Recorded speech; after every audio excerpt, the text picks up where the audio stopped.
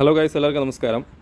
Maruti Suzuki Reds VXi petrol variant നമ്മൾ വർക്ക്ഷോപ്പിൽ വന്നിട്ടുണ്ട്. എന്ത് വർക്കെന്ന് പറഞ്ഞു കഴിഞ്ഞാൽ ഇതിൻ്റെ ക്ലച്ച് ഹാർഡാണ്, ക്ലച്ച് ടൈറ്റാണ്, അതുപോലെ തന്നെ ഗിയർ ടൈറ്റ് ഉണ്ട്, ഫ്രണ്ട് സസ്പെൻഷൻ നോയ്സ് ഉണ്ട്. നമ്മൾ ചെക്ക് ചെയ്ത് നോക്കിയപ്പോൾ സ്റ്റിയറിംഗ് ബോക്സ് അടിയാണ്. ഇത് സ്റ്റിയറിംഗ് ബോക്സ് നല്ല റേറ്റ് വരുന്ന പവർ സ്റ്റിയറിംഗ് ഉൾപ്പെടെ വരുന്ന ഒരു സ്റ്റിയറിംഗ് അസംബ്ലിയാണ്. അത് നമ്മൾ ഇളക്കി മൊത്തത്തിലൊന്ന് ഓവറോൾ ചെയ്ത് സെറ്റ് ചെയ്യും. എന്ന് വെച്ചാൽ അതിൻ്റെ steering ball joint, tie rod end, rack bush, plunger. പിന്നെയെന്ന് പറഞ്ഞു കഴിഞ്ഞാൽ ഇതിൻ്റെ ഗ്രീസൊക്കെ വെച്ച് നല്ലതുപോലെ ഒന്ന് സെറ്റ് ചെയ്ത് ക്ലച്ച് മാറണം. Clutch cable, release bearing, gear box oil, പിന്നെ 4 വീല് ബ്രേക്ക് നോക്കണം. ഒരു വാഹനം വന്നു കഴിഞ്ഞാൽ കസ്റ്റമർ പറയും എനിക്ക് ക്ലച്ച് മാറണം, സസ്പെൻഷൻ നോക്കണം എന്ന് പറയും. പക്ഷേ നമ്മളത് മാത്രമല്ല നോക്കുന്നത്. നമ്മളൊരു വണ്ടിയുടെ A to Z നമ്മൾ ചെക്ക് ചെയ്ത് എന്തൊക്കെ കംപ്ലയിൻ്റ് ഉണ്ടോ അതെല്ലാം നമ്മൾ കസ്റ്റമറിനോട് പറയും. ഇന്ന കംപ്ലയിൻ്റ് ഉണ്ട്. അപ്പോൾ അവർ തിരിച്ച് എന്തൊക്കെ ചെയ്യണമെന്ന് പറഞ്ഞു കഴിഞ്ഞാൽ നമ്മൾ മൊത്തത്തിൽ അങ്ങ് ചെയ്ത് കൊടുക്കും. അവർ എന്ത് വർക്ക് ആണോ പറയുന്നത് അതെല്ലാം നമ്മൾ ക്ലിയർ ചെയ്ത് വിടുന്നതായിരിക്കും. നമ്മളെ ഉത്തരവാദിത്തമാണ് എല്ലാം നമ്മൾ ചെക്ക് ചെയ്ത് വിടുന്നത്. ഇപ്പോൾ കസ്റ്റമർ പറയുന്ന കംപ്ലയിൻറ്റ് മാത്രമല്ല നമ്മൾ നോക്കി വിടുന്നത്. അങ്ങനെയാണ് നമ്മൾ ഇത് എല്ലാ വാഹനവും നമ്മൾ ചെയ്ത് പോകുന്നത്. അപ്പോൾ നമുക്ക് ഇതിൻ്റെ എല്ലാം നമുക്ക് നോക്കി എല്ലാം എന്ന് പറഞ്ഞാൽ ഒരു വണ്ടിയുടെ A to Z നമുക്ക് എല്ലാം കംപ്ലയിൻ്റ് എല്ലാം നമുക്ക് ചെക്ക് ചെയ്ത് brake, hand brake, clutch, steering box, front 2 stud, അതുപോലെ തന്നെ ഇതിൻ്റെ റിയർ ഷോക്ക് അബ്സർ, മെക്കാനിക്ക് എന്ത് കാര്യങ്ങൾ വരുന്നു അതെല്ലാം നമ്മളെല്ലാം ക്ലിയർ ചെയ്ത് വിടുന്ന ഒരു വീഡിയോ ആണ്. അപ്പോൾ നമുക്ക് നേരെ വീഡിയോയിലേക്ക് പോകാം. അങ്ങനെ ഈ ഒരു റെഡ്സിൻ്റെ കിലോമീറ്റർ എന്ന് പറഞ്ഞു കഴിഞ്ഞാൽ 2010 വണ്ടി 61,932 കിലോമീറ്റർ ഓടിയിട്ടുള്ള കേട്ടോ. അത്യാവശ്യം നല്ല രീതിക്ക് മെയിൻറ്റെയിൻ ചെയ്ത് ഓടുന്നൊരു വാഹനമാണ്. പക്ഷേ ഓട്ടം കുറവാണ് ഈ ഒരു വാഹനം. 15 വർഷമായിട്ട് ഇത്രയും കിലോമീറ്റർ ഓടിയിട്ടുള്ളൂ. ഏകദേശം ഒരു 1.5 ലക്ഷം, ഒരു 2 ലക്ഷം കിലോമീറ്റർ അടുപ്പിച്ച് ഓടേണ്ട ഒരു വാഹനമാണ് 15 വർഷം കൊണ്ട്. അപ്പോൾ ഇത്രയും ഓടിയത് കൊണ്ട് വണ്ടി ഓടാതെ കിടന്നാണ് ഈ ഒരു ക്ലച്ചൊക്കെ ഹാർഡായി, അതുപോലെ തന്നെ കേബിളൊക്കെ പോയി, ക്ലച്ച് ടൈറ്റും അതുപോലെ തന്നെ ഗിയർ ടൈറ്റും. സർവീസ് വർക്ക് കറക്റ്റാണ് കേട്ടോ. അപ്പോൾ അതെല്ലാം നമുക്ക് ഒന്ന് നോക്കി എല്ലാം ഒന്ന് ക്ലിയർ ചെയ്യുന്ന ഒരു വീഡിയോ ആണ്. അപ്പോൾ നമുക്ക് ഗിയർ ബോക്സ് ഇളക്കണം. ഇത് പെട്രോൾ വേരിയൻ്റ് ആണ്. ഗിയർ ബോക്സ് ഇളക്കി നമുക്ക് ക്ലച്ചിൻ്റെ അവസ്ഥ എങ്ങനെ നോക്കാം. Clutch cable, release bearing, gear box oil. Front ഇളക്കിയാൽ മാത്രമേ നമുക്ക് ഇതിൻ്റെ ക്ലച്ച് മാറാൻ കഴിയത്തുള്ളൂ. അപ്പോൾ ആക്സിൽ ഇളക്കണം. അതുപോലെ തന്നെ ഇതിൻ്റെ steering box, front cross bar ഇതെല്ലാം ഇളക്കിയാൽ മാത്രമേ നമുക്ക് ഫ്രണ്ട് സസ്പെൻഷൻ വർക്ക് നമുക്ക് ചെയ്യാൻ പറ്റത്തുള്ളൂ. അപ്പോൾ നമുക്ക് നേരെ ഇതെല്ലാം ഇളക്കിയിട്ട്, അപ്പോൾ ഇതാണ് ഇതിൻ്റെ എഞ്ചിൻ എന്ന് പറഞ്ഞു കഴിഞ്ഞാൽ വാട്ടർ കൂൾഡ് ഇൻലൈൻ 4 സിലിണ്ടർ എഞ്ചിനാണ് കേട്ടോ, പെട്രോൾ വേരിയൻ്റ് വരുമ്പോൾ. അപ്പോൾ ഇതിന് നമുക്ക് ചെയ്യേണ്ടതെന്ന് വെച്ചാൽ ഗിയർ ബോക്സ് ഇളക്കണം, ക്ലച്ച് കേബിൾ, ഗിയറിൻ്റെ കേബിളൊക്കെ വരുന്നുണ്ട് കേട്ടോ. അപ്പോൾ ഡീസലും പെട്രോളിനൊക്കെ കേബിളൊക്കെ സെയിം ആണ്. പിന്നെ ഇതിൻ്റെ ബാറ്ററി, അതുപോലെ തന്നെ ഇതിൻ്റെ സസ്പെൻഷൻ്റെ ലോവർ ആം, ലിങ്ക് റോഡ് ഇതെല്ലാം നമുക്ക് ഇളക്കണം. ആക്സിൽ ഇളക്കണം, ഗിയർ ഓയിൽ ചോർത്തണം, മൗണ്ടിങ് ഇളക്കണം, ചുറ്റുബോൾട്ട് ഇളക്കണം. അപ്പോൾ കുറച്ച് പരിപാടിയുണ്ട്. നമ്മൾ റാമ്പിലിട്ടാണ് ചെയ്യുന്നത്. അപ്പോൾ 4 വീലും നമുക്ക് ഇളക്കി സ്റ്റാൻഡ് വെച്ച് നമുക്ക് വർക്ക് തുടങ്ങാം. എല്ലാം ഇളക്കിയിട്ട് ഡീറ്റെയിൽ ആയിട്ട് നോക്കാം. അങ്ങനെ നമ്മൾ ഗിയർ ബോക്സ് ഇളക്കിയെടുത്തു. ഇതായി കാണുന്ന ഗിയർ ബോക്സാണ്. ഗിയർ ബോക്സിൽ നമ്മൾ റിലീസ് ബെയറിംഗ് നമ്മൾ ഇളക്കിയെടുത്തു. അതുപോലെ തന്നെ ക്ലച്ച് നമ്മൾ ഇളക്കിയെടുത്തു കേട്ടോ. ക്ലച്ച് തീർന്ന് മട്ടമായിട്ടുണ്ട്. ക്ലച്ചിൻ്റെ അവസ്ഥ എന്ന് പറഞ്ഞു കഴിഞ്ഞാൽ ഇതായി കാണുന്ന റിവേറ്റ് പിടിക്കുന്ന ഒരു അവസ്ഥയായിട്ടുണ്ട് കേട്ടോ. മൊത്തം തീർന്ന് മട്ടമായി റിവേറ്റ് പിടിക്കുന്ന അവസ്ഥ. ചെറിയൊരു റൈസിങ് ഉണ്ടായിരുന്നു, ക്ലച്ച് തീർന്ന റൈസിങ്. പ്രഷർ പ്ലേറ്റ് വലിയ കുഴപ്പമില്ലെന്നുണ്ടെങ്കിലും പക്ഷേ പ്രഷർ പ്ലേറ്റിൻ്റെ ഈ ഒരു ഫിംഗർ ടൈറ്റാണ്. അപ്പോൾ അതിൻ്റെ കൂടെ നമ്മൾ ഈ ക്ലച്ച് ഡിസ്ക്കും പ്രഷർ പ്ലേറ്റ് രണ്ടും ഒരുമിച്ച് മാറും. റിലീസ് ബെയറിങ് ചെറിയൊരു മുഴക്കമുണ്ട്. നമ്മൾ കറക്കി നോക്കിയപ്പോൾ ക്ലച്ച് മാറും, എപ്പോഴും റിലീസ് ബെയറിംഗ് കൂടി ചേഞ്ച് ചെയ്യണം.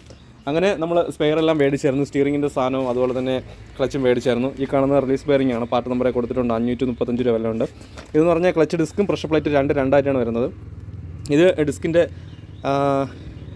പാർട്ട് നമ്പറാണ്. റേറ്റാണ് 1210 രൂപയും. പിന്നീട് വന്നിട്ട് പ്രഷർ പ്ലേറ്റ് വന്നിട്ട് 905 രൂപയാണ് കേട്ടോ. 2 ചില്ലറ വരും. ഇതിൻ്റെ രണ്ടും കൂടി റേറ്റ് വരുമ്പോൾ മാരുതിയുടെ ജെനുവൻ പാർട്സാണ്. CK ആണ് വരുന്നത്. XD CK ഇതെല്ലാം സെയിം ആണ്. അപ്പോൾ നമ്മൾ എടുത്തിട്ടുള്ള റിലീസ് ബെയറിംഗ് ക്ലച്ച് കേബിളും എടുത്തിട്ടുണ്ട് കേട്ടോ. ഈ കിടന്ന കേബിളും പാർട്ട് നമ്പർ 475 രൂപ റേറ്റുണ്ട് ക്ലച്ച് കേബിൾ. പിന്നെയെന്ന് പറഞ്ഞു കഴിഞ്ഞാൽ ഇതിൻ്റെ സ്റ്റിയറിംഗ് ബോൾ ജോയിൻറ്റ് 1625 രൂപ റേറ്റുണ്ട്. സ്റ്റിയറിംഗ് ബോൾ ജോയിൻറ്റ് ഒരെണ്ണം, 2 സ്റ്റിയറിംഗ് ബോൾ ജോയിൻറ്റ്, അതുപോലെ തന്നെ ടയർ റോഡൻറ്റ് 2 എണ്ണം എടുത്തിട്ടുണ്ട്. സ്റ്റിയറിങ്ങിൻ്റെ സാധനമാണ് കേട്ടോ. 590 രൂപ ഒരെണ്ണം. അതുപോലെ തന്നെ ഇത് വൈപ്പറിൻ്റെ മോട്ടർ കംപ്ലൈൻ്റ് ആണ്. വിൻഷീൽഡ് മോട്ടർ പമ്പ് അസംബ്ലി ആയിട്ട് നമ്മൾ എടുത്തിട്ടുണ്ട്. അത് ചേഞ്ച് ചെയ്യണമെന്ന് പറഞ്ഞു customer. Balanced Bush, rack Bush ഇതാണ്. പിന്നെ പ്ലഞ്ചർ നമുക്ക് മേടിക്കണം. ഇതുപോലെ തന്നെ സ്റ്റഡ് മൗണ്ടിങ് ആണ്. 2 സൈഡ് ഷോക്ക് അബ്സറിൻ്റെ മൗണ്ടിങ് 440 രൂപ റേറ്റുണ്ട്. 2 മൗണ്ടിങ് എടുത്തിട്ടുണ്ട്. അപ്പോൾ ഇത്രയാണ് കാര്യങ്ങൾ. ഇനി ഗ്രീസ് വേണം, ബ്രേക്കിൻ്റെ അഡ്ജസ്റ്റർ വേണം, ഒരു ഡാമ്പർ കിറ്റ് വേണം. കുറച്ച് ഐറ്റംസ് നമുക്ക് ഇനി കിട്ടാനുണ്ട്. ഓർഡർ ചെയ്തിട്ടുണ്ട്. ഉച്ചയ്ക്ക് എടുത്ത് തരാമെന്ന് പറഞ്ഞിട്ടുണ്ട്. അപ്പോൾ ഇത്രയും നമുക്ക് ക്ലച്ചൊക്കെ ഇട്ട് സെറ്റ് ചെയ്തിട്ട് ബാക്കി ഡീറ്റെയിൽ ആയിട്ട് നമുക്ക് നോക്കാം. അങ്ങനെ നമ്മൾ ക്ലച്ചൊക്കെ ഇട്ട് ടൈറ്റ് ചെയ്തു. ക്ലച്ച് പ്രഷർ പ്ലേറ്റും ക്ലച്ച് ഡിസ്ക്കും ഇങ്ങനെയാണ് വരുന്നത്. ഇതിൽ 6 ബോൾട്ട് ഉണ്ട്. ക്ലച്ച് സെൻറ്റർ ചെയ്തതിന് ശേഷം ക്ലച്ചെല്ലാം ഇട്ട് മുടുക്കി സെറ്റ് ചെയ്തിട്ടുണ്ട്. അപ്പോൾ റിലീസ് ബെയറിംഗ് നമ്മൾ പുതിയത് സെറ്റ് ചെയ്തായിരുന്നു. റിലീസ് ബെയറിംഗ് ഈ 4 ലിവർ, ഈ ലിവർ ഉണ്ടോ, ഈ റാഡ് വരുന്ന ഈ ലിവർ കുറച്ച് നമ്മൾ ഫ്രീ ആക്കണം. ഇതിനകത്ത് ഒരു ക്ലച്ചിൻ്റെ പൊടിയും ഡസ്റ്റെല്ലാം കയറി ടൈറ്റ് കൂടുമ്പോൾ നമുക്ക് ക്ലച്ച് ചവിട്ടുമ്പോൾ ഫീൽ ടൈറ്റ് കൂടും. അപ്പോൾ അതെല്ലാം നമ്മൾ ക്ലീൻ ചെയ്തു, സ്പ്രേ ഒക്കെ അടിച്ച് ഗ്രീസൊക്കെ പുതിയ റിലീസ് ബെയറിംഗ് സെറ്റ് ചെയ്ത് ഗ്രീസൊക്കെ വെച്ച് നമ്മൾ അടിപൊളിയായിട്ട് സെറ്റ് ചെയ്തെടുത്തിട്ടുണ്ട്. ഇനി നമുക്ക് വാഹനത്തിലോട്ട് ഗിയർ ബോക്സ് ഇൻസ്റ്റാൾ ചെയ്യണം. അങ്ങനെ ഈ കാണുന്നതാണ് സ്റ്റിയറിംഗ് ബോക്സ് എന്ന് പറഞ്ഞു കഴിഞ്ഞാൽ. സ്റ്റിയറിംഗ് ബോക്സ് ഇതിന് റാക്കടി കൂടുതലായിട്ടുണ്ട്. റാക്ക് ബുഷ് കംപ്ലൈൻ്റ് ആയി, ടിക്കിന് സൗണ്ട് ഉണ്ടായിരുന്നു വണ്ടി ഓടിച്ച് നോക്കിയപ്പോൾ. അപ്പോൾ അതുപോലെ തന്നെ ഇതിനകത്ത് ഗ്രീസൊക്കെ കുറവായതിനാൽ റാക്കും പിന്നീനും അടി ഉണ്ടായിരുന്നു. അതെല്ലാം ഗ്രീസൊക്കെ വെച്ച് ഡാമ്പർ കിറ്റൊക്കെ മാറി പുതിയതുപോലെ സ്റ്റിയറിംഗ് ബോക്സ് ആക്കി എടുക്കും. പക്ഷേ ഈ സ്റ്റിയറിംഗ് ബോക്സ് പുതിയത് നല്ല റേറ്റുണ്ട്, ഏകദേശം 36,000 രൂപ അടുപ്പിച്ച് റേറ്റുണ്ട് ഫുൾ സെറ്റ്. എന്ന് വെച്ചാൽ EPS ഇലക്ട്രോണിക് പവർ സ്റ്റിയറിംഗ് മോട്ടറും അതിൻ്റെ സെൻസറും കാര്യങ്ങളെല്ലാം കൂടി ഒരുമിച്ച് വരുമ്പോൾ റേറ്റ് കൂടുതലായിരിക്കും. അപ്പോൾ നമുക്ക് ഇത് ഫുൾ സെറ്റായിട്ട് ആരും അങ്ങനെ മാറ്റത്തില്ല. ഇത് നമുക്ക് പണിഞ്ഞിടാൻ പറ്റും. പണിഞ്ഞിടുമ്പോൾ നമുക്ക് എന്തൊക്കെ ചേഞ്ച് ചെയ്യണമെന്ന് വെച്ച് കഴിഞ്ഞാൽ നമ്മൾ ഒരുപാട് വീഡിയോ ചെയ്തിട്ടുണ്ട് കേട്ടോ. അപ്പോൾ ഇതിൽ ടയർ റോഡ് 2 ചേഞ്ച് ചെയ്യണം, ലെഫ്റ്റ് റൈറ്റും. അതുപോലെ തന്നെ steering ball joint, boot complaint ഉണ്ടെങ്കിൽ നമുക്ക് ചേഞ്ച് ചെയ്യാം. പിന്നെ റാക്ക് ബുഷ് ഇതാ ഇവിടെ വരും, റാക്ക് ബുഷ് മാറണം. പിന്നെ ബാക്കിലായിട്ട് ഡാമ്പർ കിറ്റ് ഉണ്ട്, അതും ഗ്രീസൊക്കെ വെച്ച് സെറ്റ് ചെയ്ത് പുതിയൊരു സ്റ്റിയറിംഗ് ബോക്സ് പോലെ ആക്കി നമ്മൾ എടുക്കുന്നതായിരിക്കും. ഇതിനകത്ത് നമുക്ക് ഇതിൻ്റെ ബാലൻസ് റോഡ് ബുഷ് ചേഞ്ച് ചെയ്യണം കേട്ടോ. ബാലൻസ് റോഡ് ബുഷ് നല്ല ലൂസാണ്, നല്ല ലൂസായി കിടന്ന് ഇങ്ങനെ റാഡ് ലൂസാകുമ്പോൾ ടിക്കിന് സൗണ്ട് ഉണ്ടാവും, ബാലൻസിങ് കറക്റ്റ് ആവത്തില്ല. സ്റ്റെബിലൈസർ ലിങ്ക് റാഡ് പുതിയതാണ്, കസ്റ്റമർ ചേഞ്ച് ചെയ്തിട്ടുണ്ട്. ലോവർ ആം വലിയ കുഴപ്പമില്ല. നമുക്ക് ഈ കാണുന്ന ഷോക്ക് അബ്സർ നമുക്ക് ചേഞ്ച് ചെയ്യണം. ഷോക്ക് അബ്സറിൻ്റെ മൗണ്ടിങ്, ഫ്രണ്ട് സ്റ്റഡ് മൗണ്ടിങ് എന്നാണ് അറിയപ്പെടുന്നത്. ബ്രാക്ക് പാഡൊക്കെ ഓടാനുണ്ട്, കാലിബർ ഷിമ്മിയാണ്, കാലിബർ അടിയുണ്ട്. അപ്പോൾ ഇത്രയാണ് ഇതിൻ്റെ പൊളിച്ച് നമുക്ക് ഡീറ്റെയിൽ ആയിട്ട് എങ്ങനെയാണെന്ന് നോക്കാം. സ്റ്റിയറിംഗ് ബോക്സ് ഞാൻ മൊത്തത്തിൽ പൊളിച്ച് വെച്ചിട്ടുണ്ട്. സ്റ്റിയറിംഗ് ബോക്സ് എന്ന് പറഞ്ഞു കഴിഞ്ഞാൽ ഇതാണ്. നമ്മൾ പവർ സ്റ്റിയറിംഗ് യൂണിറ്റ് എല്ലാം നമ്മൾ ഇളക്കിയായിരുന്നു. ഇപ്പോൾ റാക്ക് മാത്രമേ ഉള്ളൂ ഇതിനകത്ത് കേട്ടോ. ഈ റാക്കിനകത്ത് ഗ്രീസൊന്നുമില്ല കേട്ടോ. ഗ്രീസിൻ്റെ അംശം വളരെ കുറവാണ്, ഗ്രീസില്ല. അപ്പോൾ ഗ്രീസില്ലാതെ വരുമ്പോൾ മെറ്റലും തമ്മിലുള്ള സൗണ്ട്. അതുപോലെ തന്നെ റാക്ക് ബുഷ് ഈ ഭാഗത്താണ് വരുന്നത്. റാക്ക് ബുഷ് നമുക്ക് ചേഞ്ച് ചെയ്യണം. ഈ ബുഷ് എന്ന് പറഞ്ഞാൽ സ്റ്റിയറിംഗ് റാക്ക് അങ്ങോട്ടും ഇങ്ങോട്ടും ഓടി ഈ ബുഷിന് തേയ്മാനം വന്നു കഴിഞ്ഞാൽ റാക്ക് അടി ഉണ്ടാവണം, കട അടി ഉണ്ടാവും. അപ്പോൾ റാക്ക് അടി മാറ്റാനാണ് ഈ റാക്ക് ബുഷ് മാറി ഗ്രീസൊക്കെ വെച്ച് ഇതായി കാണുന്ന പ്ലഞ്ചർ നമുക്ക് ചേഞ്ച് ചെയ്ത് ക്ലിയർ ചെയ്യും. അപ്പോൾ ഇതാണ് പിനിയൻ എന്ന് പറഞ്ഞു കഴിഞ്ഞാൽ, റാക്കും പിനിയനും. നേരത്തെ ഈ കാണുന്ന റാക്കും ഈ കാണുന്ന പിനിയനും, ഇത് പല്ല് വഴി ഇങ്ങനെ റൊട്ടേഷൻ ചെയ്യുമ്പോഴാണ് സ്റ്റിയറിംഗ് അങ്ങോട്ടും ഇങ്ങോട്ടും കറങ്ങി വിടുന്നത്. കണ്ടോ, ഇതുവഴി ഇങ്ങനെ റൊട്ടേഷൻ ചെയ്യും. അപ്പോൾ അങ്ങോട്ടും ഇങ്ങോട്ടും ഈ റാഡ് നീങ്ങും. അപ്പോൾ അതുകൊണ്ടാണ് വീൽ അങ്ങോട്ടും ഇങ്ങോട്ടും തിരിയും നമ്മൾ സ്റ്റിയറിംഗ് തിരിക്കുന്ന സമയത്ത്. ഇതായി കാണുന്ന ടോർക്ക് സെൻസറാണ്, സെൻസ് ചെയ്യാനുള്ള, ഇത് പവർ സ്റ്റിയറിംഗ് മോട്ടർ പിടിക്കാനുള്ള പല്ലാണ്, ടീത്താണ്. അപ്പോൾ പിന്നെ ഇത് ടോർക്ക് സെൻസ് ചെയ്യാനുള്ള സോക്കറ്റും കാര്യങ്ങളും കൊടുക്കാനുള്ള സെൻസറാണ് ഇതായി കാണുന്നത്. അത് നമ്മൾ ഇളക്കി മാറ്റി. പിന്നെ ഈ കാണുന്നത് പവർ സ്റ്റിയറിംഗ് മോട്ടറാണ്. മോട്ടർ നമ്മൾ ഇളക്കി വെച്ചിട്ടുണ്ട്. ഇതായി കാണുന്ന മില്ലിങ്ങിലാണ് ഇത് വർക്ക് ചെയ്യുന്നത്. ഇതായി കാണുന്നുണ്ടോ, ഈ കാണുന്ന മില്ലിങ്ങിൽ നമ്മൾ ഫിക്സ് ചെയ്യുമ്പോൾ ഇതായി കാണുന്ന ഗിയർ കറങ്ങും. ഗിയർ കറങ്ങുമ്പോൾ ഇതായി കാണുന്ന ഈ ഒരു ടീത്ത് ഉണ്ടോ, ടീത്ത് സഹായിച്ചു കൊടുക്കും. എന്ന് വെച്ചാൽ കറക്കി വിടും. നമ്മൾക്ക് ഏത് ദിശയിലോട്ടാണ് നമ്മൾ സ്റ്റിയറിംഗ് തിരിക്കുന്നത് അത് നമ്മൾ ടോർക്ക് സെൻസർ വെച്ച് സെൻസ് ചെയ്തതിന് ശേഷം പവർ സ്റ്റിയറിംഗ് മോട്ടർ ഒന്ന് കറക്കി വിടുമ്പോഴാണ് പവർ സ്റ്റിയറിംഗ് വർക്കാവുന്നത്. EPS പവർ സ്റ്റിയറിംഗ് വർക്കായി സെറ്റാവുന്നത്. നമുക്ക് ചേഞ്ച് ചെയ്യേണ്ടത് ഈ കാണുന്ന സ്റ്റിയറിംഗ് ബോൾ ജോയിൻറ്റ്, ഈ കാണുന്ന ball joint, tyre rod, steering boot complaint ഇല്ല, ബൂട്ട് പഴയതിനെ നമ്മളിടും. അപ്പോൾ അതാണ് കാര്യം. ഇതിനകത്ത് വരുന്ന റാക്ക് ബുഷ് നമുക്ക് ചേഞ്ച് ചെയ്ത്, പിന്നെയെന്ന് പറഞ്ഞാൽ ബാലൻസ്ഡ് ബുഷ്, ഈ കാണുന്ന 2 ബാലൻസ്ഡ് ബുഷ് ഇതിൻ്റെ അടിയിലാണ് വരുന്ന ബുഷും നമ്മൾ ചേഞ്ച് ചെയ്യുക. ഇത്രയാണ് സ്റ്റിയറിംഗ് ബോക്സിൻ്റെ വർക്ക് എന്ന് പറഞ്ഞു കഴിഞ്ഞാൽ. സ്റ്റിയറിംഗ് ബോക്സിൻ്റെ വർക്കെല്ലാം കംപ്ലീറ്റ് ആയി. നമ്മൾ ഇതിൻ്റെ പാർട്സുകളെല്ലാം മാറ്റി സ്റ്റിയറിംഗ് കറക്റ്റായിട്ട് നമ്മൾ സെറ്റ് ചെയ്തിട്ടുണ്ട്. ഇനി വാഹനത്തിലൂടെ ഇൻസ്റ്റാൾ ചെയ്യണം. ഇപ്പോൾ നമ്മൾ ചേഞ്ച് ചെയ്തത് steering ball joint, tyre rod, അതുപോലെ തന്നെ സ്റ്റിയറിംഗ് ബൂട്ട് പഴയതാണ്, ബാക്കിൽ വരുന്ന പ്ലഞ്ചർ, ഈ കാണുന്ന റാക്ക് ബുഷ്, ഗ്രീസ് എല്ലാം വെച്ച് സെറ്റ് ചെയ്ത് ബാലൻസ്ഡ് ബുഷ് 2 ചേഞ്ച് ചെയ്തിട്ടുണ്ട് കേട്ടോ. അപ്പോൾ ഇത്രയും കാര്യങ്ങളാണ്. ഇതിലുള്ള ലിങ്ക് റോഡും ലോവർ ആമും അത്യാവശ്യം നല്ല ക്വാളിറ്റി ഉള്ള സാധനമാണ്, കംപ്ലൈൻ്റ് ഇല്ല. അപ്പോൾ നമ്മൾ ഇതിന് വാഹനത്തിലൂടെ ഇട്ട് സെറ്റ് ചെയ്തതിന് ശേഷം വീൽ അലൈൻമെൻറ്റ് ചെയ്തിട്ടേ കസ്റ്റമറിന് കൊടുക്കത്തുള്ളൂ.